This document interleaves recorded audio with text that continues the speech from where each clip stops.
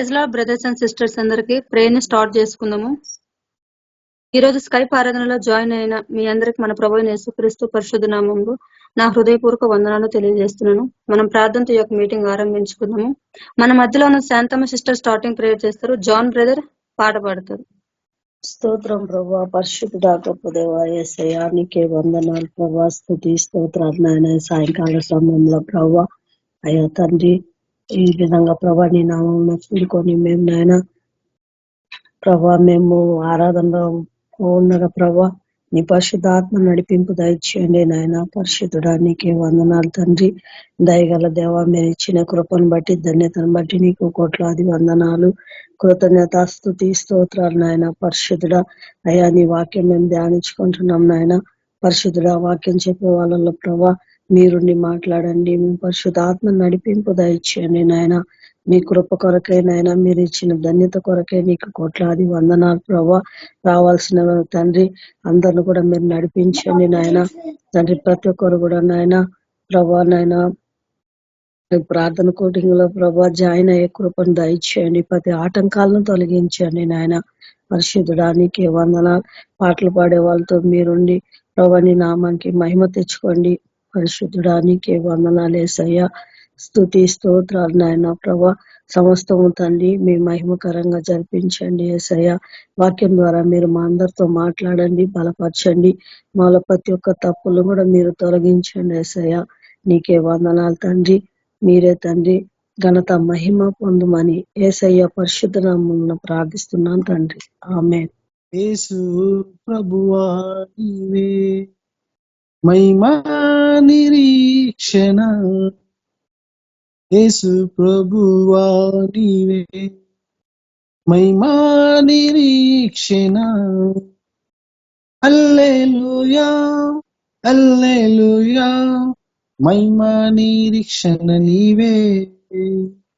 హల్లెలూయా హల్లెలూయా, మహిమా నిరీక్షణ నీవే.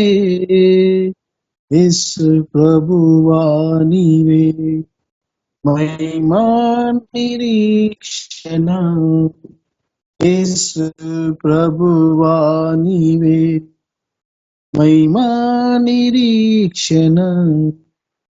గొప్ప రక్షణ సిలువా శక్తితో నాకు సగితివి, గొప్ప రక్షణ సిలువా శక్తితో నాకు సగితివి. మహిమా నిరీక్షణ నీవే, నిశ్చయముగా నిన్ను చూతును. మహిమా నిరీక్షణ నీవే, నిశ్చయముగా నిన్ను చూతును. యేసు ప్రభో జయో, యేసు ప్రభో జయో, యేసు ప్రభో జయో, యేసు ప్రభో జయో.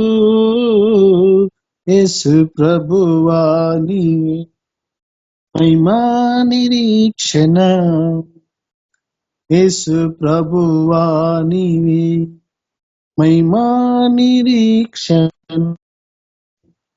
నిత్య రక్షణ నీ రక్తము నాకిచ్చితివి, నిత్య రక్షణ నీ రక్తము నాకిచ్చితివి. ఎలలేని దానము నీవేగా, నిశ్చయముగా నేను పొందేదను. ఎలలేని దానము నీవేగా, నిశ్చయముగా నేను పొందేదను. యేసు ప్రభో జయో, యేసు ప్రభో జయో, యేసు ప్రభో జయో, యేసు ప్రభో జయో. యేసు ప్రభువా నీవే మహిమా నిరీక్షణ, యేసు ప్రభువా నీవే మహిమా నిరీక్షణ. ప్రభువా మహిమాతో మరలా వత్తు నన్ను కొనిపోవా, ప్రభువా మహిమాతో మరలా వత్తు నన్ను కొనిపోవా. యేసు నీతో సదా, యేసు ప్రభు, యేసు నీతో ప్రభువా మహిమా మరలా వత్తు నన్ను కొనిపోవా. ప్రభువా మహిమాతో మరలా వత్తు నన్ను కొనిపోవా. పరలోకమైన దేశము మహిమలో నేను చటుందెను. పరలోకమైన దేశము మహిమలో నేను చటుందు. యేసునితో సదా యేసు ప్రభు జయో. యేసునితో సదా యేసు ప్రభు జయో. యేసు ప్రభువా నీవే మహిమా నిరీక్షణ. యేసు ప్రభువా నీవే మహిమా నిరీక్షణ. హల్లెలూయా హల్లెలూయా మహిమా నిరీక్షణ నీవే. హల్లెలూయా హల్లెలూయా మహిమా నిరీక్షణ నీవే. యేసు ప్రభువా నీవే మహిమా నిరీక్షణ. యేసు ప్రభువా నీవే మహిమా నిరీక్షణ. Hallelujah. Thank you sister. Thank you brother. Praise లో బ్రదర్. మన మధ్యలో ఉన్న క్రీస్తునందు ప్రియమైనటువంటి శ్రోతలారా, ఈ రాత్రికాల సమయంలో నిర్గమకాండము 12వ అధ్యాయం 12, 13 వచనాలు చదువుకుందాం. నిర్గమకాండము 12వ అధ్యాయము 12, 13 వచనాలు చదువుకుందాం. ఈ రాత్రి నేను ఐగుప్తు దేశమందు సంచరించి ఐగుప్తు దేశమందరి మనుషులలోనే గాని జంతువులలోనే కాని తొలి సంతతి అందును హతము చేసి ఐగుప్తు దేవతలందరికీ తీర్పు తీర్చెదను. నేను యెహోవాను. మీరున్న ఇళ్ల మీద ఈ రక్తము మీకు గుర్తుగా ఉండును. నేను ఆ రక్తమును చూచి మిమ్మును నశింపచేయక దాటిపోయేదను. నేను ఐగుప్తు దేశమును పాడు చేయుచుండగా మేము సంహరించుటకు తెగులు మీ మీదికి రాదు. మరి రాత్రికాల సమయంలో దేవుడు మనకొక గుర్తుగా, ఒక సూచనగా, గుర్తుగా మనకు కలుగజేసినాడు. తండ్రి దేవ, రక్తము సరిపోవునని చూచుటకు మరియు మీ దృష్టికి మేము పరీక్షించుకొనుట కోసము ఈ రాత్రి మేము ప్రార్థిస్తున్నాము. మేము నీ వాక్యమును మాట్లాడనై ఉండగా పరిశుద్ధాత్మయే మమ్మను నడుపునుగాక. యేసు నామములో ప్రార్థిస్తున్నాము. ఈ రాత్రి మనం చదివిన లేఖనము మనల్ని నిర్గమము నొద్దకు తిరిగి తీసుకుని పోవచ్చున్నది. నిర్గమము అనగా బయటకు పోవుట. మరియు ఇది పాఠ్యాంశము కోసము ఇది మనందరికీ సుపరిచితమే, తేటగా తెలిసిన వాక్యమై ఉన్నది. నేను ఒక అంశమును తీసుకుని పోవచ్చున్నాను. అదేమనగా గుర్తు. ఒక గుర్తు అనగా వెల చెల్లింపబడిన దాని సూచకమే. రైల్లోనే కానీ బస్సులోనే కానీ ప్రయాణించేటప్పుడు మనము టికెట్ తీసుకుంటాము. వారు ఒక బస్సును నడుపునప్పుడు నీవు దానిలోనికి ఎక్కుతావు. ఎక్కి ఎన్నో పట్టణాలకు ఈ సౌకర్యం ఉంటుంది.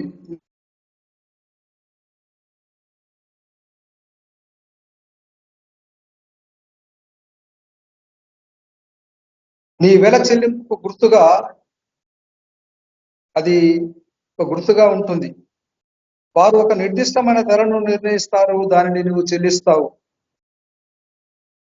మరి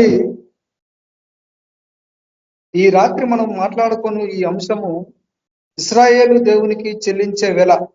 యెహోవాకి చెల్లించాల్సిన వెల ఏదనగా ఒక గొర్రెపిల్ల యొక్క రక్తము. అది ఆయన కొరకే ఆ వెల. అది ఒక గుర్తుగా ఉండవలను.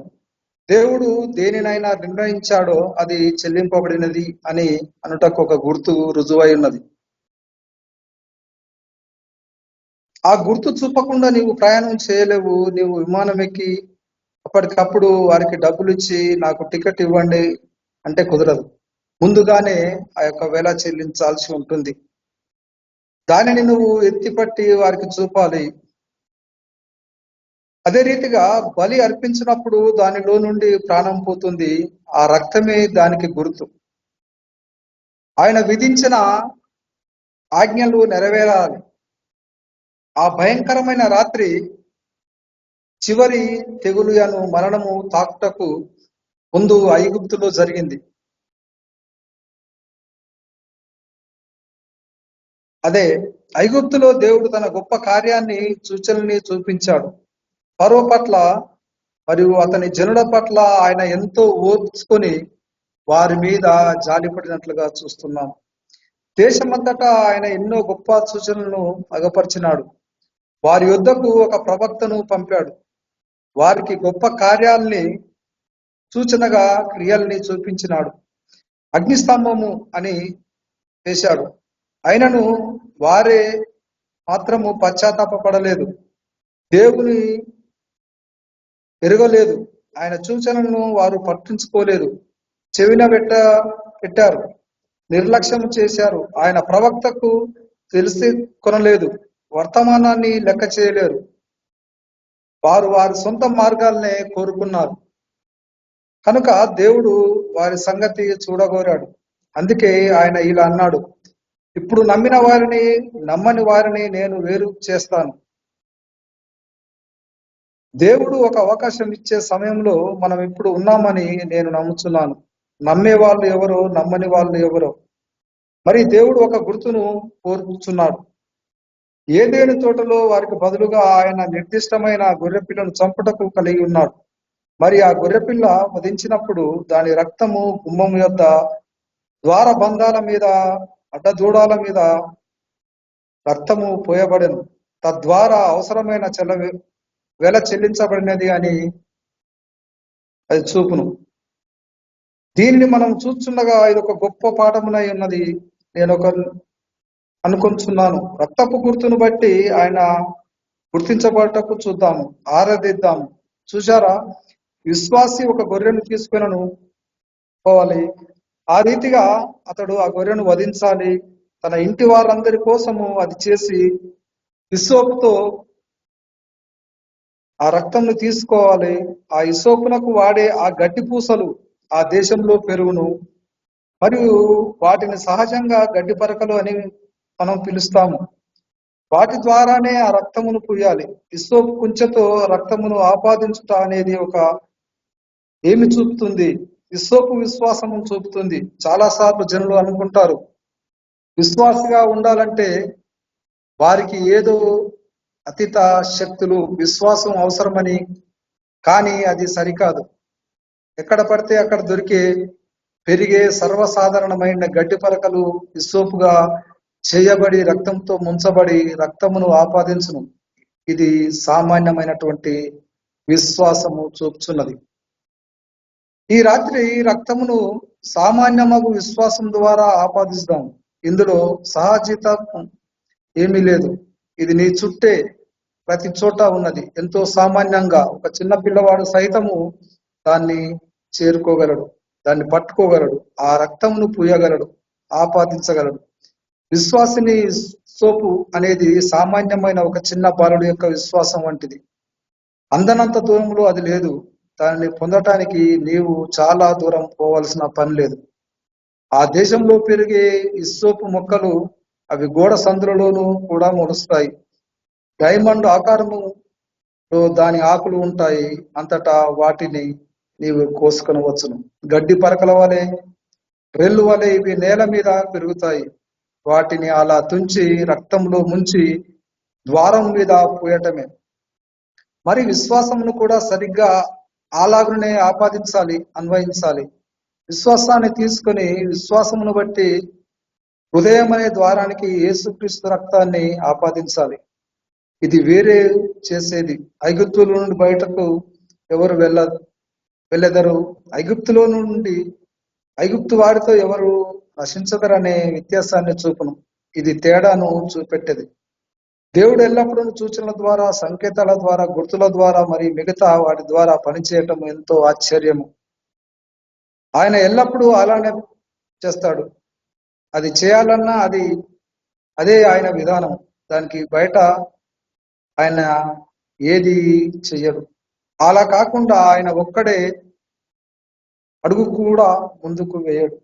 ఎలాగైతే ఆయన పని ప్రారంభిస్తాడో అలాగే ఆయన దానిని ముగించడం జరుగుతున్నది. ఆయన అనంతుడు, అపరిమితుడు, సర్వశక్తుడు, సర్వజ్ఞాని. ఆయనకు ఎవరి సహాయము అక్కరలేదు. ఆయనకు ఏ ఒక్కరి అనువాదాలు అవసరం లేదు. దీనినే మనము గ్రహించగలము. వాక్యానికి అనువాదానికి చెప్పి దీని అర్థం ఇలా అని అయి ఉంటుందని మనము ఆయనకు ఎవరు చెప్పాల్సిన పని లేదు. అది ఏమి చేయని ఆయన చెప్పునో అదే దాని అనువాదం, అదే జరుగును. ఎవరు కూడా దానిని అనువాదము చేయాల్సిన పని లేదు. అది కలుగును గాక అని దేవుడు చెప్తే అది అలాగునే జరుగుతుంది. దాని అర్థము అదే అవుతుంది. అద్భుతాలు జరిగే రోజులు గతించిపోయాయి. పరిశుద్ధాత్మ బాప్తిసం అనేది లేదు అని మనము అనవచ్చును. అయితే దానిని నమ్మే వ్యక్తితో దేవుడు మాట్లాడతాడు.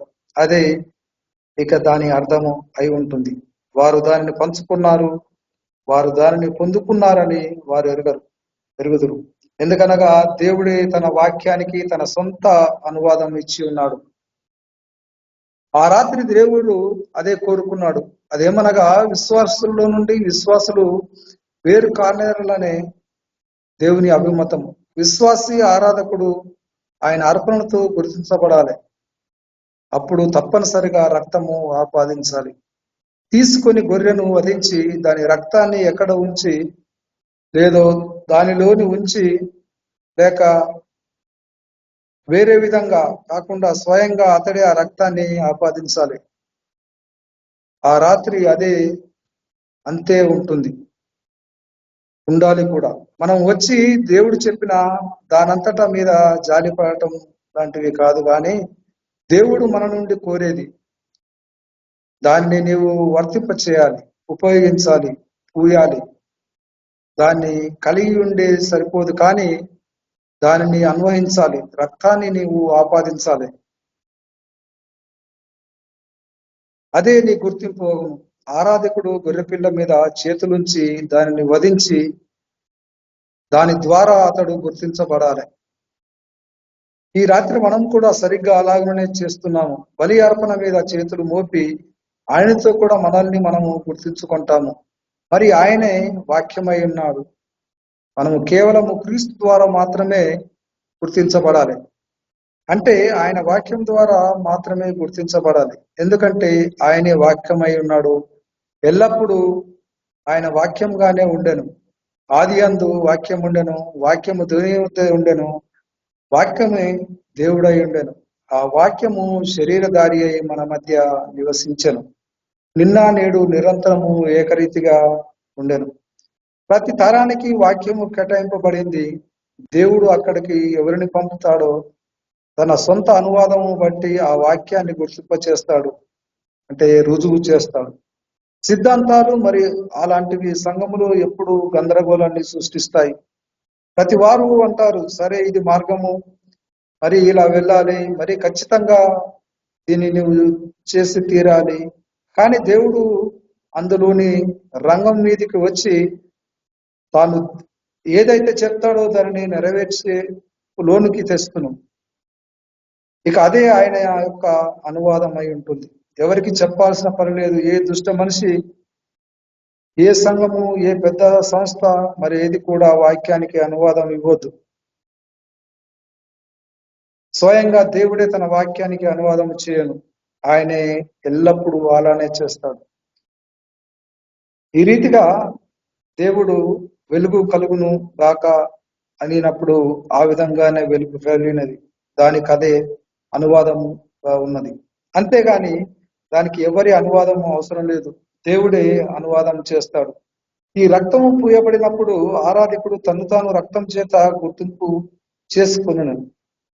అతడు దానిని తన సొంత ఇంటికి అన్వయించును, తన ద్వార బంధానికి పూయును.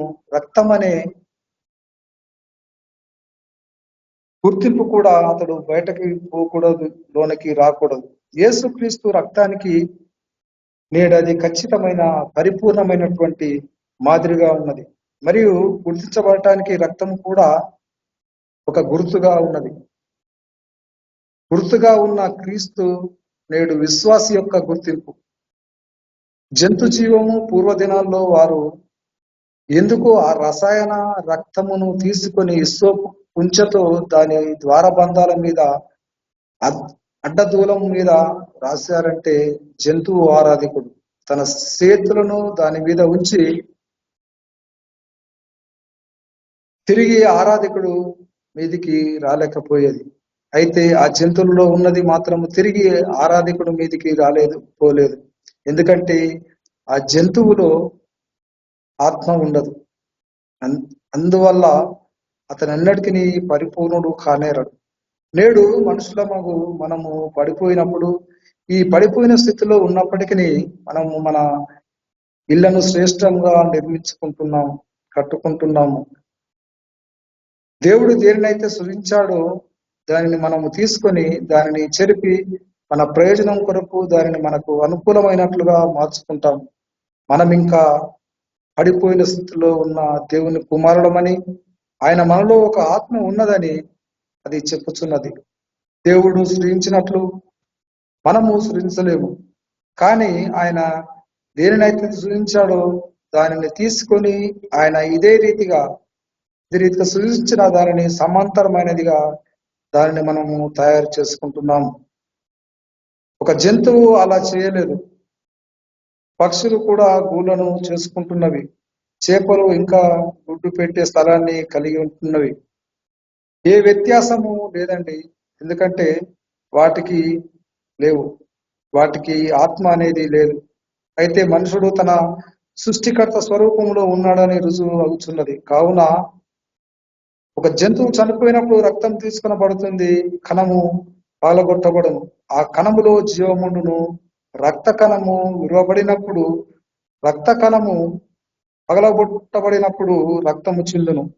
ఆరాధికుడు ఆ రసాయన రక్తాన్ని తీసుకొని దానిని గుమ్మం మీద పోయును. అప్పుడు అది భౌతిక కంటికి కనపడును. ఆ జంతువులలో ఉన్న జీవము అతని మీదకి తిరిగి రాలేదు. ఎందుకనగా తిరిగి రావటానికి దానిలో ఆత్మ లేదు. అందుకనే అది అతనితో కలిసి పోలేదు. జంతు జీవము మనిషి జీవం మీదకి తిరిగి రాలేదు. ఇప్పుడు నేటి మన బలి అర్పణ కేవలము మానవ మాత్రమే కాదు, గాని స్వయంగా దేవుడే ఈ భూమి మీద శరీరము తాల్చుకొని గుర్తించుకున్నదిగా ఉండెను.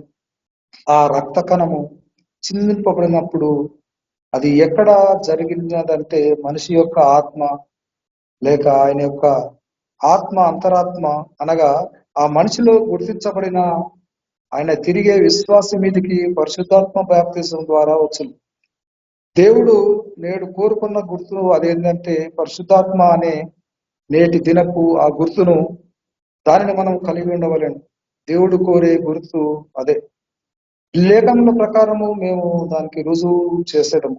పరిశుద్ధాత్మ లేకుండా నీవు గుర్తును చూపించలేవు. ఆ గుర్తుగా ఉంది, అదే గుర్తుగా ఉన్నట్లుగా గమనించగలము. అది చూపెడుతుంది. నిన్ను నీవు ఆ బలి అర్పణయందు గుర్తించుకోవాలి. నీవు అంగీకరింపబడిన వారిని చూపుటకు దేవుడు నీకు తిరిగి గుర్తును పంపాడు.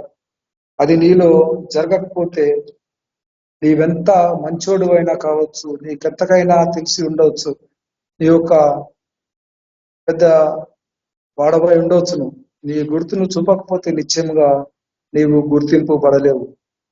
ఆ నిర్గమములో ఇశ్రాయేలులు తమ సమయమందు బయటకు వచ్చేటప్పుడు ఆ బలి అర్పణతో వారు గుర్తింపబడారనే రుజువు కొరకు వారు ఆ గుర్తును కలిగి ఉండాలి. మరియు యేసుక్రీస్తు యొక్క పునరుత్థానమందు మనము ఉన్నామనే దానికి రుజువుగా పరిశుద్ధాత్మ బాప్తిసమును అనే దానికి దేవుడు ఈ రాత్రి మనల్ని కోరుచున్నాడు. దానిలో తక్కువేమీ లేదు. మనము దాన్ని తప్పక నమ్మి తీరాలని మరి పరిశుద్ధ లేఖనము తేటగా బోధిస్తున్నది. అది దేవుని వాక్యము. దేవుడు దానిని కోరుచున్నాడు. మనము తిరిగి మరి యొక్క నిర్గమము కలిగి ఉన్నాము. మనందరికీ అది తెలుసు. ఇశ్రాయేలీయులు వాగ్దాన భూమికి నడిచిపోయినప్పుడు వధువు కూడా అతి త్వరలో తన స్వగృహమును పోచున్నది. రక్తము ఒక గుర్తుగా అని అదే గుర్తింపబడనని మనం తెలుసుకున్నాము. ప్రతి ఒక్కరూ రక్తము ద్వారానే గుర్తింపబడిరి.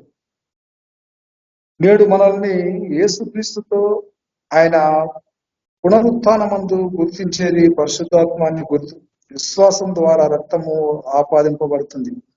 రసాయన రక్తము ఏ హృదయంలో చదవటకు వీలు కాదని మనందరికీ తెలుసు. కారణము అది కలువరిలో చెల్లింపబడింది. అది అక్కడే కారి భూమిని తడిపింది. కానీ బయట ఆ రక్త కణము పగిలినప్పుడు శుద్ధి చేసే శక్తి గల ఆ రక్తం ద్వారా తిరిగి విశ్వాసుల దగ్గరకు విడుదల చేసే దేవుణ్ణి తెచ్చింది. దేవుడు ఆదిలో తండ్రి అయిన దేవుడు అందరికీ పైగా ఉన్నాడు. ఇశ్రాయేలును అరణ్యంలో నడిపించిన కొరకు ఆయన అగ్నిస్తంభం వలె ఆ పర్వతం మీదికి దిగి వచ్చాను. ఎవరైనా సరే ఆ పర్వతాన్ని తాకితే అతడు నిశ్చయముగా చంపబడను. దేవుడు పరిశుద్ధుడు, ఆయన పాపాన్ని ఎంత మాత్రమును ఉపేక్షించడు. ఆ పర్వతాన్ని తాకిన వాడు చచ్చిపోతాడు. చివరికి జంతువైనా సరే దేవుడు దిగి వచ్చినప్పుడు ఆయన పరిశుద్ధుడు. మనము ఆయనను తాకగలిగినట్లు ముట్టుకోగలిగినట్లు దేవుడు మనిషి శరీరం మందు ఆకారం మందు రిక్తునిగా దిగి వచ్చినట్టు లేఖనంలో చెప్పుచున్నవి. ఈ చిన్న రక్త కణములో ఆయన ఒక యూదుడని అనేక మంది యూదులు గొప్ప కోరుచున్నారు. మనలో కూడా అనేకులు ఆయన ఒక యూదుడని చెప్పగోరుచున్నారు. ఆయన యూదుడు కాడు, అన్యుడు కాడు, ఆయన దేవుడు. సర్వశక్తిని హస్తము ద్వారా ఆయన ఒక సృజింపబడినవాడు. తాను నివసించు నిమిత్తము తాను ఒక గుడారమును నిర్మించుకున్నాడు. అది దేవుని గుడారం అయి ఉంటుంది. అది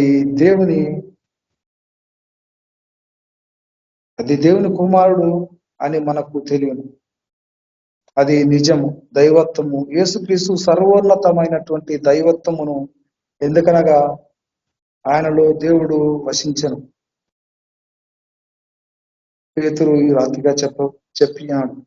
ఇశ్రాయేలులకు మీరు అద్భుతాలు సూచక్రియలను దేవుని ద్వారా తెలుపబడిన నజరేతుడగు యేసు అను మనిషిని దుష్టుల చేతికి అప్పగించి ఆయనను సిలువ వేశారు. అయితే ఆయన పునరుత్థానానికి మేము సాక్షులం. పరిశుద్ధాత్మ వారి మీదికి కుమ్మరింపబడినప్పుడు ధైర్యంగా వారు అలా చెప్పినట్లుగా మనము సాక్షులమై ఉన్నాం. అక్కడ దేవుడు తను తాను ఇశ్రాయేలులతో గుర్తించుకొనిచుండెను. మరేది గుర్తింపునకు ఇంకను కోరుచుండవలనని మనం ఈ గొప్ప దాని యందు కనుక్కున్నాము. ఇప్పుడు మనం ఇక్కడ తెలుసుకున్నాము. యూదులు చెప్పెదరు, వారు ఇలా చెప్పుదురేమో. సరే, ఇప్పుడు ఒక నిమిషము ఈ రీతిగా మనం గమనించగలము. నేను ఒకనొక యూదుని, అబ్రహాముతో చేసిన నిబంధనను నేనున్నాను, నేను సున్నతి చేయబడ్డాను. అయితే వారు ఒకవేళ ఆ గుర్తును కనబరచకపోయినట్లయితే ఆ నిబంధన రద్దగును. దాని గురించి ఆలోచించాల్సిన అవసరము ఎంతైనా ఉన్నది. నేను నేటి గుర్తు గురించి మాట్లాడుచున్నాను. ఆ రక్తపు గుర్తు కనబడకపోయినట్లయితే యూదునిగా నీవు ఎంత బాగా కనబడినా, దాన్ని నీవెంత నమ్ముచున్నావని చెప్పినా నేను లెక్క చేయను. నీవు ఒక రబ్బీవి, యాజకుడవని నేను ఇంకేమైనా అయి ఉండొచ్చును. కానీ ఆ గుర్తు మాత్రము అన్వయించబడాలి. లోపల రావటం లేక బయటికి పోవటము, అవును లేక కాదు. ఆ గుర్తు చూస్తేనే ఆయన దాటిపోతాడు. కొందరిలా చెప్పుదురేమో, ఈ ప్రక్రియ 8వ దినాన నేను సున్నతి చేయబడినని నీకు రుజువు పరిచెదను. దానిని యాజకుడు నమోదు చేసి కూడా చేస్తాడు. నా పేరు అక్కడ గ్రంథంలో ఉన్నది. అయితే ఈ విషయాలు దేనికి పనికిరావు. అక్కడ గుర్తు ఆపాదించబడకపోతే నిబంధన రద్దగును, చెల్లుబాటు కాదు. ఇది ఏ ప్రభావమును కూడా చూపలేదు. దేవుడు దేనిని చెబుతున్నాడో దానిని మనము తప్పక గుర్తుంచుకోవాలి. ఆయన దానిని తిరిగి తీసుకోడు, కానీ దానిని ఆయన కొంత కలుపుతాడు. పూర్వకాలం ముందు వారిలా చెప్పుటకు మీరు వినియుందురు, వ్యభిచరించకూడదు, కానీ నేను మీతో చెప్పినదేమనగా మొహోపు చూపుతో ఒక స్త్రీని చూచినప్పుడే వాడు ఆమెను వాంఛించెను, ఆమెతో అప్పటికి వ్యభిచరించెను. ఆయన ఎన్నడూ దానిని తిరిగి తీసుకోలేదు. ఆయన దానికి జోడించాడు. ఆయన దానిని గొప్పగా చేస్తాడు, గణపరుస్తాడు. ఆయన చేసేది అదేనండి. ఆయన పనులన్నిటికీ ఆయన నిరంతరము గణపరుస్తూనే ఉంటాడు. ఈ రీతిగా అనేక సంఘాలలో ఆ రీతిగా ముందుకి ఒక సంఘకాలం నుండి మరొక దానిలోనికి మనం నడుస్తూ ఉన్నాము. మనము ఆ విధంగా ముందుకు పోతూ ఉంటే దేవుడు నిరంతరంగా ఆ వాక్యాన్ని గౌరవిస్తూ ఉన్నాడు, గణపరుస్తూనే ఉండి దాన్ని అలా కొనసాగిస్తున్నాడు. ఆఖరికి సంఘము యేసుక్రీస్తు స్వారూప్యపులోనికి వచ్చాను. ఆమె ఆయనకు వధువగును, దానిని ఆయన ఇంటికి తీసుకుని పోవును. ఆ కార్యాన్ని నేడు మనము ఎదురు చూస్తూ ఉన్నాము. నిశ్చయంగా సంఘము శ్రమల గుండా పోవును, కానీ వధువు అలా పోదని మనము తెలుసుకుంటున్నాము. ఐగుప్తులో నుండి ఇశ్రాయేలు బయటకు తీయబడినట్లు ఆమె కూడా ఆ సంఘము నుండి బయటకు తీయబడను. మనల్ని యేసుక్రీస్తుతో గుర్తించేది పరిశుద్ధాత్మనే అని మనము తెలుసుకున్నాము. యూదులు ఇలా అందరేమో, అవును మేము నిబంధన యూదులము, ఒకవేళ వారు గుర్తును కలిగి ఉండకపోతే నిబంధన వలన వారికే లాభం ఉండదు. ఇప్పుడు కూడా అంతేనండి. మనం ఎంత గొప్పవారమని కాదు, ఎంత గొప్ప ఉందని కాదు, బహుశా ఈ రీతిగా ఆలోచించవచ్చు.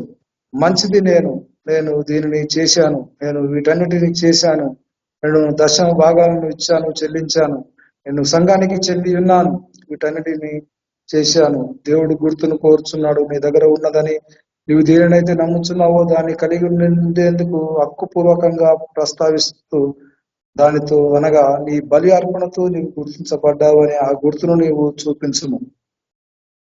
పేతురు ఈ రీతిగా చెప్పాడు, మారు మనసు పొందుడి, పాపక్షమాపణ నిమిత్తం మీలో ప్రతి వాడు యేసుక్రీస్తు నామమున బాప్తిస్మము పొందుడి, అప్పుడు మీరు పరిశుద్ధాత్మను అను వరమును పొందెదరు.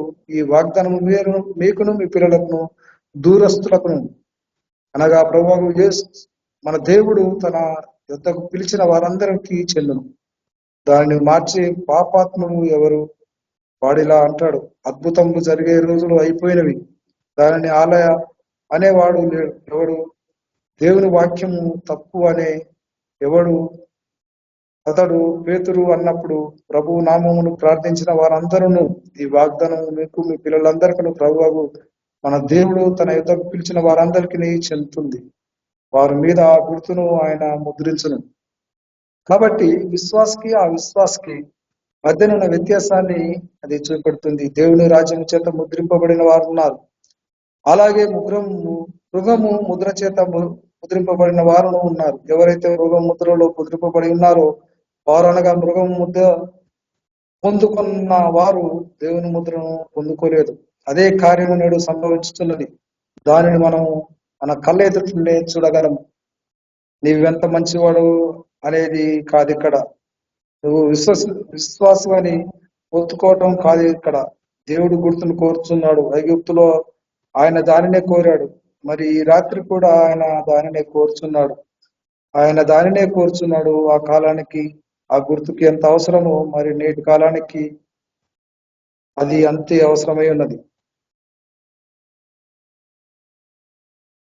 అయితే ఇక్కడ దేవుడు మాట్లాడుతున్న విధానాన్ని బట్టి నీవు నీ బలి అర్పణలో గుర్తించబడావని, నీవు చేసే ఆరాధన అంగీకారమైనదని చూపేది కేవలం గుర్తు మాత్రమే. అది నిజము. నేను రక్తమును చూచినప్పుడు లేదా గుర్తును రక్తమే గుర్తు గనుక నేను రక్తమును చూచినప్పుడు నేను దాటిపోతాను. ఎప్పుడైనా మరణమును ఐగుప్తును తాకుటకును ఆనాడు సిద్ధమై ఉన్నది. అదొక గొప్ప భీకరమైన సమయం. తన శక్తి సూచనలు చూచుటకు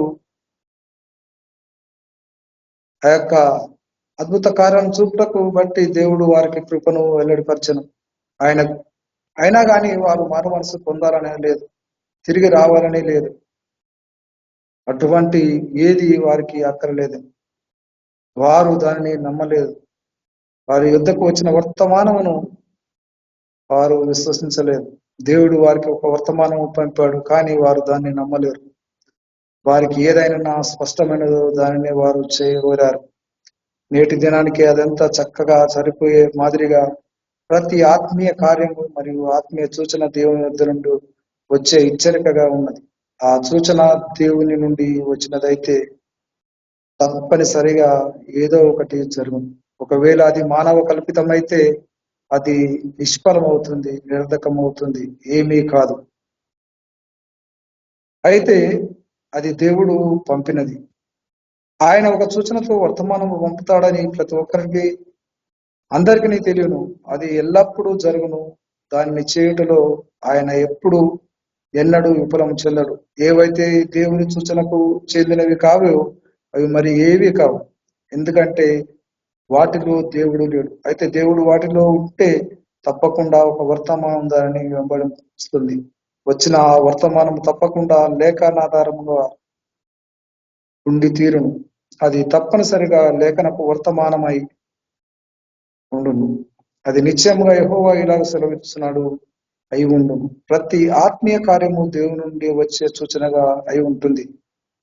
బైబిల్ కాలమందు మనము దాటుకొని వచ్చిన ఆ పూర్వ దినాలయందు ఏ విధంగా అయితే ఒక వర్తమానము మరియు దానిని వెంబడించే సూచనలు ఉన్నవో మరి నేటి దినముల యందును అలాగనే ఉన్నవి. మరి ఇప్పటిదాకా ఇటువంటి కాలము ఏదీ లేదు. ఇటువంటి వర్తమానం వచ్చిన కాలము ఏదీ లేదు. యేసు అన్నాడు, సొదొమ దినాలలో ఉన్నట్లు మనుష్య కుమారుడు ప్రత్యక్షమైన దినాలలో ఉండును. వర్తమానము ఇంతవరకు లేకుండును.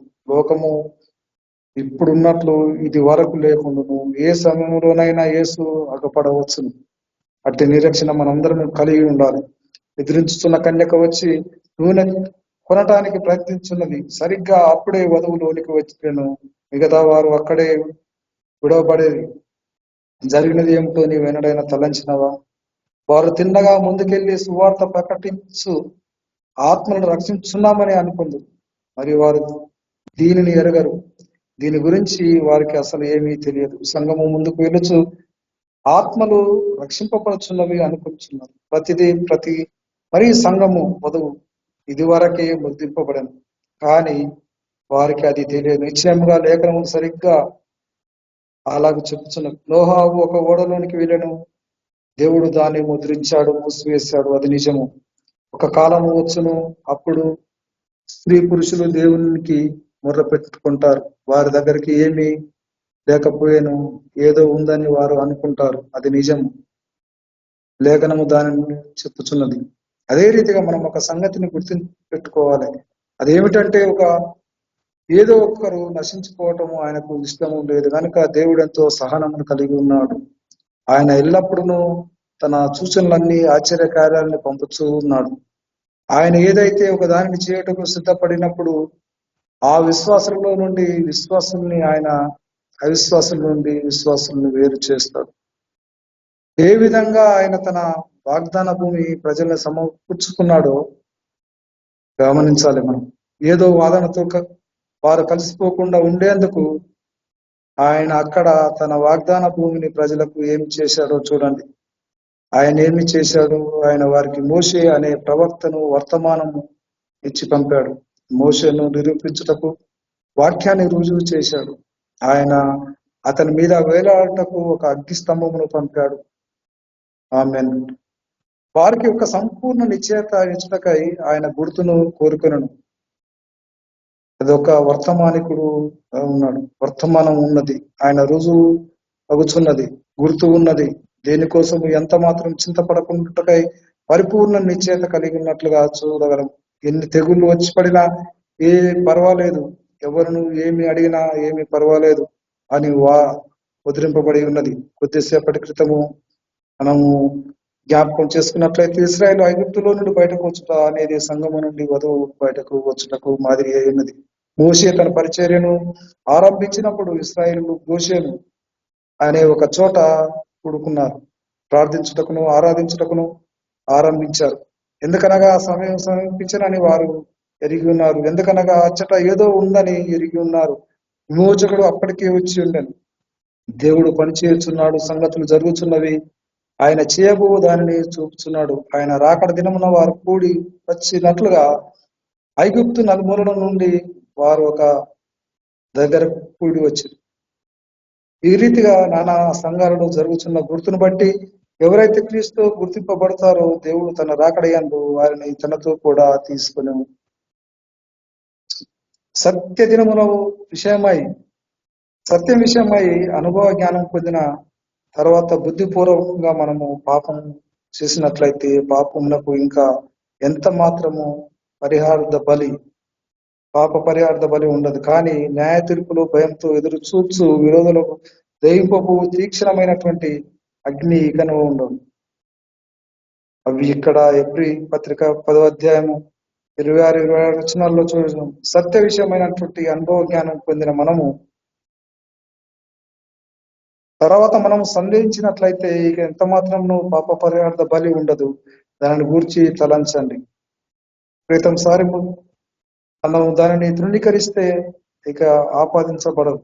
నీవు నీ హృదయంలో ఎంత ఆలోచించినా సరే గుర్తు ఇక ఎన్నడూ ఆపాదింపబడదు. బుద్ధిపూర్వకంగా సంధించిన వాటికి అంత్యకాలపు సూచనలు మరి కాలాన్ని మనము చూస్తుండగా ఇప్పుడు వాగ్దాన వాక్యంతో మనము ఉన్నట్లుగా కాలము యొక్క ముగింపునకు ముందు ప్రతి వాగ్దాన వాక్యముతో మనం ఇప్పుడు ఉన్నాము. మనం ఇప్పుడు దాని అందే ఉన్నాము. గృహ ముద్ర వేయించుకోవటం, శాఖలన్నీ ఏకమవ్వటము, ఈ రీతిగా ప్రతిదీ కూడా చెప్పబడిన ప్రకారమే జరుగుతున్నది. ధరని వేలాడుతున్నది, అనుభవములతో దాన్ని వేలాడుతున్నాయి. దేవుడు తన సేవకుల ద్వారా మాట్లాడుచు సంఘ శాఖలలో ఉన్నటువంటి బయటకు తెచ్చు తన రాకడకి ముందు తాను చూపుతాడని చెప్పిన సూచనలు చూపించుచుండని మనము అంత్యకాలం మందు ఉన్నాము. గుర్తు అవసరమై ఉన్నది. ఆ విషయాలు వాస్తవమై ఉన్నాయి, మనకి తెలుసు. అవి ఉన్నట్లు ఇప్పుడు మనము వేటి గుండానైతే వెళ్తున్నామో వాటిని ఆ మాదిరిగా ఉన్నాం. ఈ గొప్ప సూచనలు ఎంతకాలం మంది జరుగుతాయో మనకి హెచ్చరికలు చేయటం మనము చూస్తున్నాము. కాలము సంపూర్ణమై ఉన్నది.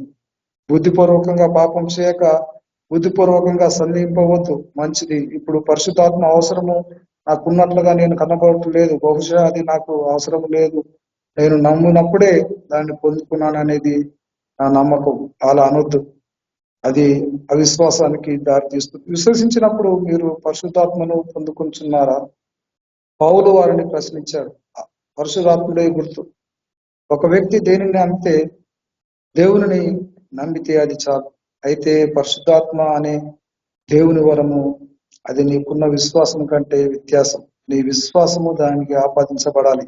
అది సరిగ్గా అంతే. అయితే పరిశుద్ధాత్మీయ సాక్ష్యం అది ఎలా పనిచేయను, ఏమేమి జరిగించను, మనం నిశ్చత కలిగి ఉన్నామో మనది తప్పు ఒప్పు తెలుసుకోవటము లాంటి వాటిని బుద్ధి మనము గమనించగలము. కాలము సంపూర్ణమైనది, అది హెచ్చరిక చేయుచున్నది.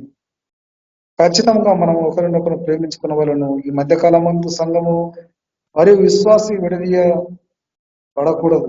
విశ్వాసులు లోక కార్యములను విశ్వాసులు పూర్తిగా వేరు కావాలను. ప్రతి దుష్టత్వము నుండి విశ్వాసి తను తాను వేరు చేసుకునవలను. ఇది గమనించవలసిన విషయం. వారు కూడుకునేది మేము నమ్ముచున్నాము అని చెప్పుకోవటానికే కానీ దాని గురించి సంపాదించుకోవటానికి కాదు. రక్తమును అన్వయించుకోవటానికి వారు కూడుకొంటున్నారు. దాన్ని నేను నమ్ముదు. ఈ రీతి అయినటువంటి విశ్వాస ప్రయాణములో జీవిత కాలములో గుర్తు కనబడేటట్లుగా వారు రక్తమును అన్వయించడానికి రావాలను, దాని కింద ఉండవలను. నేడు అదే కూర్చొని మనం ప్రకటించినటువంటి వర్తమానం వింటున్నాము. కంఠోపాఠంగా బైబిల్ పఠించున్నాము. అవును, నమ్ముచున్నాను నేను అని మన మట్టుకు ఉన్నాము. అయితే దేవుడు కోరుకునేది కాదు. నీవెంతవరకు నమ్ముచున్నావో అంశం కాదు ఇక్కడ, కానీ దానిని నీవు పొందుకోవాలి. సంఘం ఈ రీతిగా మేలుకొలుపును కలిగి ఉండాలి. ఈ రీతి అయినటువంటి విశ్వాస పరీక్షలో మరి దేవుడు సొదొమకు ఏ రీతిగానైతే చేశాడో సరిగ్గా అదే రీతిగా ఆయన వర్తమానికుని పంపాడు. సరిగ్గా అంతే ఆయన అక్కడ ఉన్న సంఘానికి మరియు లోతు గుంపునకు ఒకనికిని పంపాడు, సొదొమకి పంపాడు. మరి అలాగే తన ఎన్నికలో ఉన్న వారి కొరకు ఆయన పంపాడు. లోతు దినాలలో ఉన్న పరిస్థితి నేటి సంఘములో ఉన్నది. అది నిరూపితమైనట్లుగా మనం గమనించగలం. తిరిగి అది ఇలాగనే ఉంటుందని యేసు ఇదివరకే చెప్పాడు. అయితే ఆ రక్తము మీద మా చేతుల మీద ఉన్నది అని చెప్తాము. కానీ ఒకనాడు మరి అది ఏ రీతి అయినటువంటి ఆ పరీక్షలో మనం ఏ రీతిగా ఉన్నామనేది మనము గమనించగలం. పవిత్ర పర్వతాలు, పవిత్ర స్థలాలు ఏమీ లేవండి. అయితే కేవలం పరిశుద్ధ దేవుడు మాత్రమే నీ పరిశుద్ధ గురించి ఆయన మాత్రమే పరిశుద్ధుడు. మనము ఆయనకి మాత్రమే బాధ్యులము, సంఘానికి కాదు. మరియు దేవునికి, ఆయన వాక్యానికి బాధ్యులమే, మాత్రమే బాధ్యులము. మరి దేవుడు వాక్యమై ఉన్నాడు, ఆయన వాక్యమై ఉన్నాడు అని చెప్పబడుచున్నది. దానికి మాత్రమే మనం బాధ్యులము. ఆయన యేసు క్రీస్తే. ఆయన ఎక్కడ ఏం చేశాడో గమనించండి. ఈరోజు గుర్తు అమలు చేయబడినప్పుడు కుటుంబం అంతా సురక్షితంగా ఉన్నప్పుడు మనం తెలుసుకున్నాం. గుర్తు చూపబడినప్పుడు వారు సురక్షితంగా ఉన్నట్లుగా చూడగలము. యెహోషువ 2వ అధ్యాయం చూస్తే అక్కడ అన్యురాలైనటువంటి ఒక వేశ్య ఉన్నది. ఆమె పేరు రహాబు. ఆమె విశ్వసించే వేశ్య. వేగుల వారు నదిని దాటి వాగ్దాన భూమికి వేగు చూచుటకు వచ్చి ఉండేది. వారిని ఆమె చేర్చుకున్నాను. వారి ద్వారా ఇవ్వబడిన గుర్తును బట్టి ఆమె కుటుంబం అంతా రక్షింపబడింది. ఆ రీతినటువంటి విశ్వాస యాత్రలో మరి కొనసాగుటకు కేవలం అంతే గుర్తుంచుకోవాలి. పరిహారం దేవుని దూత ఆ గుర్తును గౌరవించిన. గుర్తు కింద లేని సంఘాలు పతనమయ్యాయి. ఆ పట్టణ మేయరు కూడా మరి కనుమరినట్టుగా చూడగలము. పట్టణమే నాశనం అవుతుంది. రాజు పతనమయ్యారు. గవర్నరు, విద్యార్థులు, చక్కని స్త్రీలు, అందమైన పురుషులు, ప్రముఖులు, సకల సౌకర్యం ఉన్నవారు మొత్తం వారంతా నాశనమైనట్లుగా మనం చూడగలం. దేవుని కుమారులు రాకడయందు కూడా ఆయన సంహారపు దూత పరిశుద్ధాత్మ గుర్తును పొందిన వారందరికీ సంహరించును. నీవు గుర్తింపబడాలి. నిన్ను నీవు త్యజించుకోవాలి, అర్పించుకోవాలి. దేవుని ఆత్మలో జీవించాలి. పరిశుద్ధాత్మ చేత ముద్రింపబడాలి. లేకపోతే నశించే ఒకే ఒక దేవుడు ఉన్నాడు. సత్యవాక్యాన్ని మాట్లాడేది ఆయన ఒక్కడే. అవును, అది అంతే. దేవుని నుండి ఎవరికి దేనిని తీసివేయకూడదు. దేవుడు చేస్తున్న దానిని ఒకరికో విన్నది, ఎరుకో వాక్యాన్ని విన్నది, వేశ్య చెప్పినది మీరు గుర్తున్నదా? దేవుడు చేసిన మహత్కార్యముల గురించి మేము విన్నాము. నాకు భయం వేసింది. నేను కూడా దయచూపిన ఎడల మీరు నన్ను రక్షిస్తారా? యెహోషువ చేయవలసిన దానిని కాలేబు, యెహోషువలు వారికి చెప్పారు. ఏ విధంగా ఈ ఎర్రని దారాన్ని కట్టుకోవాలి, దాని లోపల ఎలా ఉండాలో చెప్పారు. బయటకు వచ్చే ఏ ఒక్కరికి మేము బాధ్యులము కాము. ఆమె అడిగింది, నా తండ్రిని లోనికి తేవచ్చు, నా తల్లిని లోపలికి తేవచ్చున, నా సహోదరుని, నా సోదరుల్ని, ఆ పొరుగు వారిని నేను దీనిలోనికి తేవచ్చున. నీకు చేతనైనంత మట్టుకు దానిలోనికి తెచ్చుకోవచ్చును. అది నేడు కూడా అంతే. సహోదరుడా, మరి ఈ సంఘం ఆ సంఘం అని కాదు. ఎవరైతే వచ్చి దాని కింద నిలబడగలదులో అట్టి వారందరిని రావచ్చును. దేవుడు తప్పక వారందరినీ అంగీకరించును. అయితే ఒక శాఖతో కాక ఆయన అది నిన్ను గుర్తించును. గమనించాలి. అక్కడ జరుగునది ఆయన యొక్క అద్భుత కార్యాలను, సూచక్రియలను వారు చూశారు, తెలుసుకున్నారు. ఆయన నేడు దేవుడు చేస్తాడని చెప్పిన వాగ్దానాన్ని, ఆయన చేస్తున్న విధానాన్ని, ఆయన స్త్రీల వల్ల మనం ఎందుకు యథార్థమైనటువంటి స్త్రీ పురుషులు కలిగి పోతున్నాము, నమ్మలేకపోతున్నాము. తద్వారా కార్యము తీర్పు పడటమే. వారు ఖచ్చితంగా నమ్మారు. వారు నమ్మారు. ఆ గోడ మీద ఉన్నవారు, నివసించేవారు, గొప్ప పెద్ద కుటుంబం వారు, వారి యొక్క విశాలమైనటువంటి చోటు ఎంతో సురక్షితమని నమ్మి ఉండాల్సింది. నేడు అనేక మంది అలానే అనుకుంటున్నారు. గొప్ప గౌరవభావంతో, ఎంతో మర్యాదతో నేను దీన్ని చెప్పుచున్నాను. అయితే అనేక మంది ప్రజలు ఇలా అందరూ పట్టణంలో ఉన్న పెద్ద సంఘానికి చెంది ఉన్నారు. నా తల్లి ఫలానా సంఘానికి చెంది ఉన్నది, పురాతన సంఘానికి అదొకటి. అయితే దానికి ఏ మాత్రము సంబంధం లేదు. గుర్తు ఖచ్చితం ఆపాదింపబడాలి. వారికి ఉన్న గొప్ప కార్యము, గొప్ప వ్యవస్థ తమను రక్షించునని వారు అనుకుంటవచ్చు. ఆ పట్టణం గుర్తు చూపని వారందరూ నశించరని మనము కనుగొన్నాము. దేవుడి ఇట్టి పరిస్థితుల్లో మన కుటుంబాలకు, మన సంఘమునకు, మన విశ్వాసులందరూ కూడా ఆ యొక్క గుర్తును కలిగి ఉండి దేవుని గుర్తింపులో మరి కొనసాగాలని, జీవించాలని, ఆశీర్వదించబడాలని, అనునిత్యము ఆయన యొక్క నిబంధన, ఈ యొక్క వాక్యాలను వెల్లడి పరిచిన విధానాన్ని బట్టి దేవుడు మనందరి ఆత్మ నిమిత్తం మనందరినీ ఆశీర్వదించి స్థిరపరచును గాక. ఆమేన్. సంపత్ బ్రదర్ వాక్యాన్ని బట్టి ప్రార్థించండి బ్రదర్. కృపా సత్య సంపూర్ణం ఈ పదం బట్టి వందనాలు చెల్లిస్తున్నాము. రాత్రికాల సమయంలో మా తండ్రి ఈ యొక్క ఐక్య కుటుంబంగా చేరి నిన్ను ప్రార్థించి విశ్వసించి నీ యొక్క వాక్యం గ్రహించుకున్నాం. మీ యొక్క గుర్తును గ్రహించి ఆ యొక్క గుర్తు గొప్పతనాన్ని మరి ఆపాదించే విధానాన్ని బట్టి మాకు ప్రత్యేకపరిచారు. మీకు వందనాలు చెల్లిస్తున్నాము. మమ్మను ఐక్యపరిచే బలపరిచి విశ్వాసంలో ఇంకా కొనసాగించే వారంగా అనేకులకు సాక్షి బిడ్డలుగా ఉండి జీవించే వారంగాను ప్రబలంగా నీ యొక్క సేవలో మేము కొనసాగే వారంగా ఉంటూ కృపను దయచేయమని ప్రభు అయిన యేసుక్రీస్తు నామంలో ప్రార్థించి వేడుకుంటున్నాము తండ్రి. ఆమేన్. ప్రైజ్ లో brother. Praise the lord. Chandrashekhar అన్న మీరు ఆశీర్వాదం ఇవ్వండి అన్న.